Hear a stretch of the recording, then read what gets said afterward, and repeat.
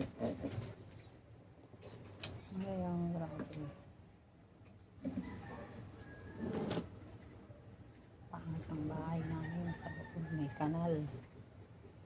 Wala eh. Hindi makakano para makapagpagawa. Kulang lagi budget. Ayun ako. Mahirap talaga. Ang gulo-gulo dito sa loob. Daming tambak. Diba? Ay. Parang hindi bahay. Sa gulo. Kakainis.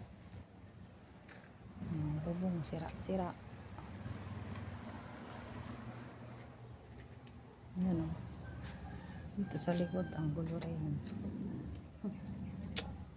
Ay, Diyos ko po. Wala naman pampagawa eh. Magkano rin naabuti dito pag pinagawa namin. Asawa ko lang naman may trabaho. Sakto lang lagi sa pang budget namin sa mga pagkain. Grabe ang gulo. Bahay namin. Inaayos si Estel Barado. Kailangan ayusin ang kanal.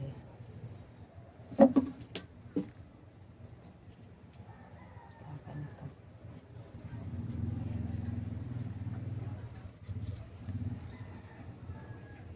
Grabe ang gulo ng bahay namin. Ayoko magpunta ng mga ano rin kasi makakahiya. Ayos-ayos. Palang ano. Ang bang mga gawa, trabaho ng asawa ko. Malang mapaglagyan. Daming sampay sa loob. Yan, nag-aayos kami ngayon kaya ganyan kagulo yung bahay namin. Sobrang gulo. Wala na mapaglagyan ng mga dyan siya nagtatahi. Grabe, ang gulo ng bahay.